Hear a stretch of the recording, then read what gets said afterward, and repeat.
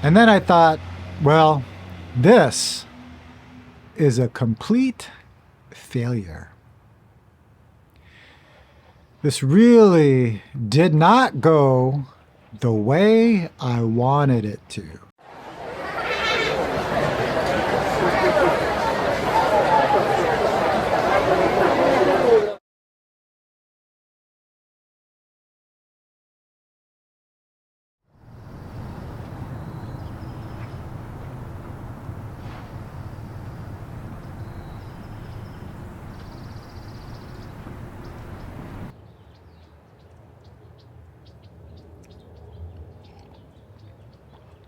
Well, today is Thursday.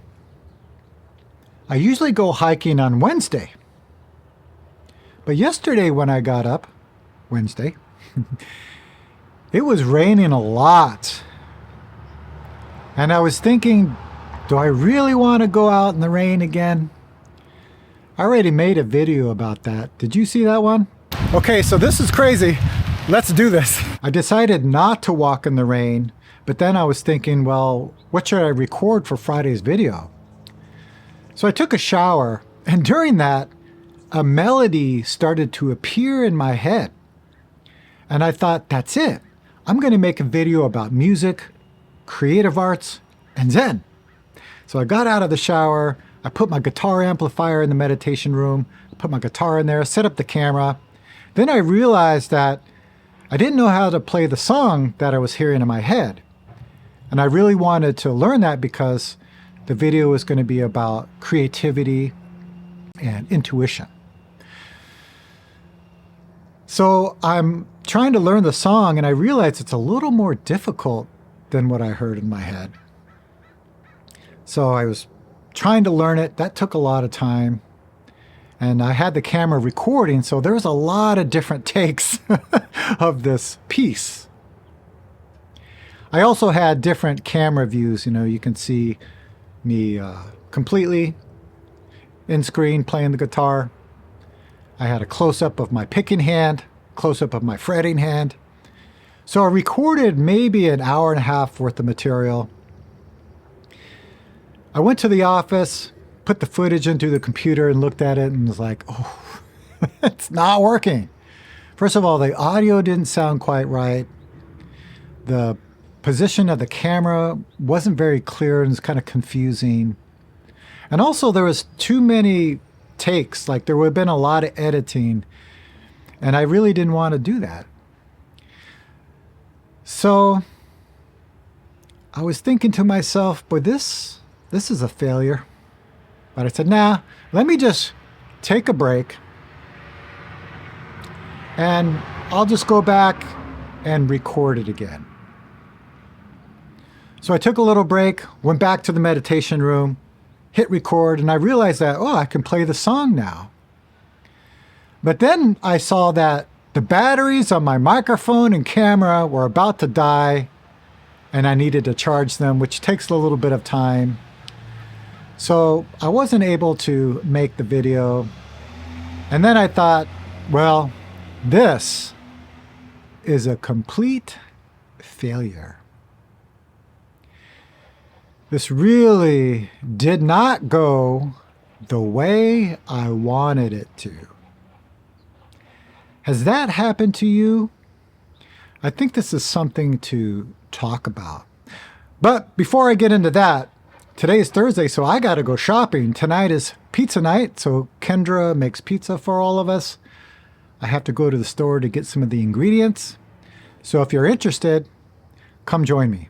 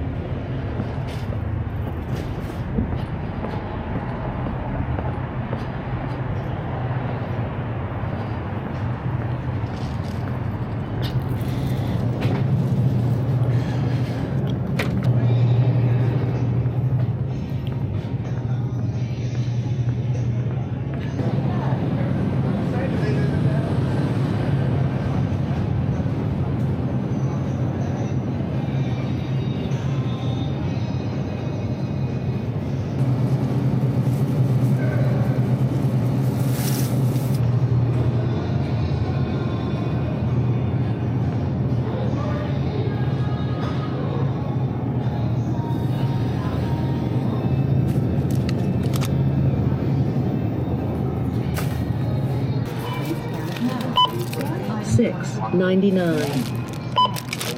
$3.49. Key in item code, then touch and 488.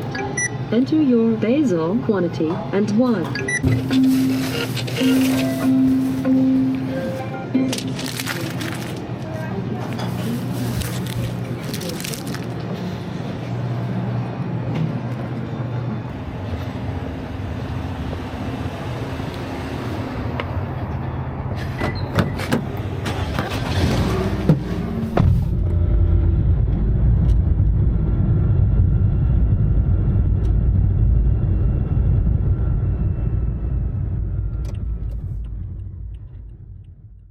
I was talking to somebody recently about failing and setting goals, not being able to meet those goals, and about how sometimes things don't go our way. And I started thinking about my own life. When I was very young, I wanted to race motorcycles, but that didn't quite work out. Then later, I wanted to be a musician, traveling the world playing music. That didn't quite work out. I was working as a recording engineer, recording music. But that didn't quite work out. Got married, then divorced. That also didn't work out. I was a monk for several years, stopped being a monk. That didn't quite work out. So were all of these events failures? I think this is interesting to talk about because what is a failure? If you look at the definition, I think it might say something like lack of success. But who decides what is success and what is not? So I think in our mind sometimes that we set this goal and then have an expectation of that goal. Now, I'm not saying setting goals is wrong. We all have to set goals, you know. My wife and I have goals for ourselves and our kids. But what I'm talking about is expecting a result from this goal. I remember when I was in high school, a friend of mine told me, she said, if I don't get married by 23 years old, I will not be happy. I thought that was very interesting. Like, why do we put ourselves in that situation? Creating something, creating a goal, and expecting something out of it.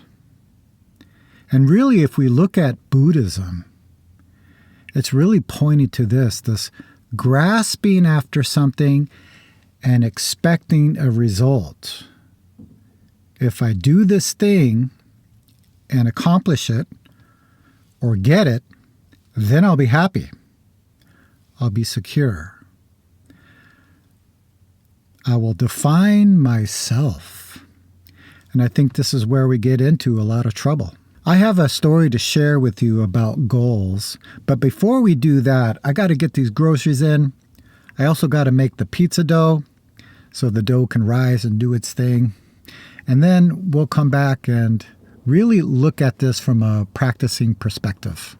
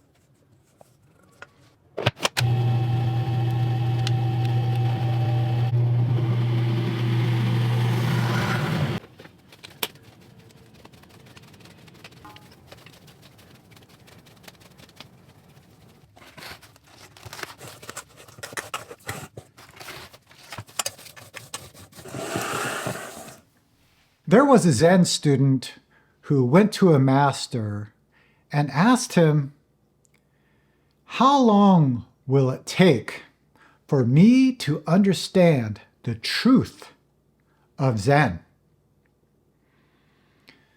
The master replied, 10 years. Then the student asked, well, what if I really put effort into practice, really try hard? Then how long will it take? Master said, 20 years. The student was a little puzzled, then said, what if I give my whole life, my heart and soul into the practice? Then how long will it take? The master replied, 30 years. Now the student stuck, doesn't understand, and said, I keep telling you I will try harder, and you say that it's going to take longer. Why is that? The master replied, you have one eye on the goal and one eye on the path. This is a very interesting story to me because it goes back to what I was saying about setting goals and having some expectations, expecting them to actually happen. And we know from our experience that it doesn't always go that way. I like this teaching, the master telling the student, you have one eye on the path and one on the goal.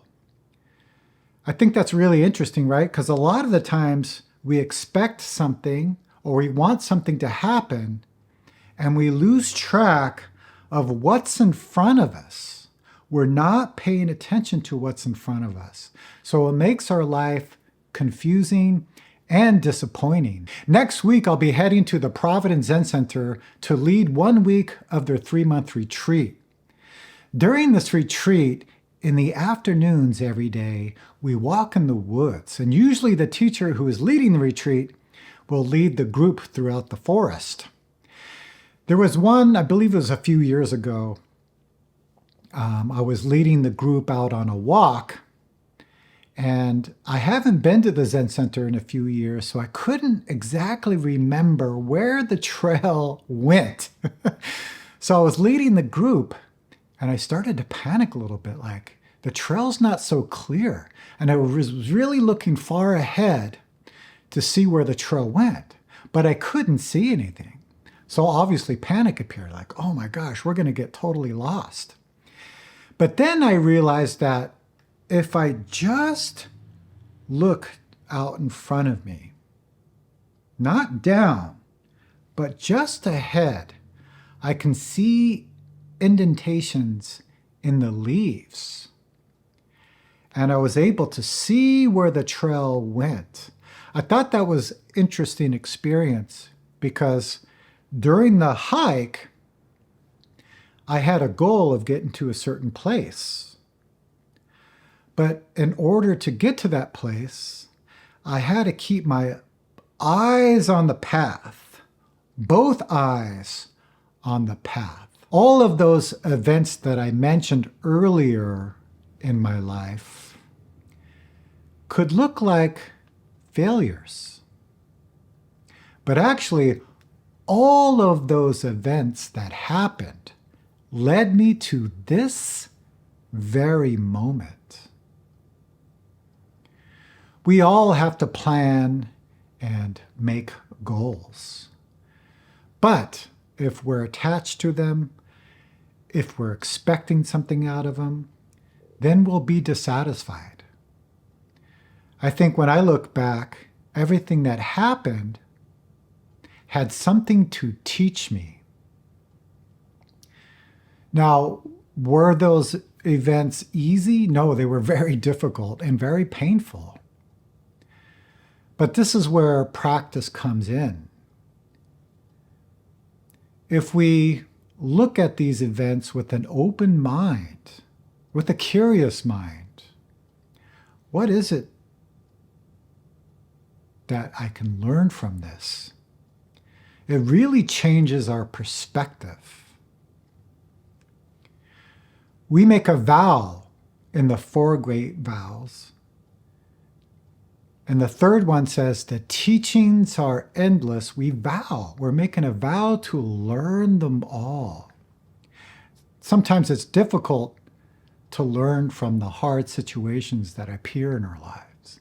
But I think it's very important, because if we can digest those experiences, learn from these experiences, this is what gives us wisdom. Yesterday, when I couldn't make the video, I was really disappointed. I feel like I wasted a lot of time. And this is a very small event. But even when these big events appear that are very difficult and challenging, I think it's really important to take a step back.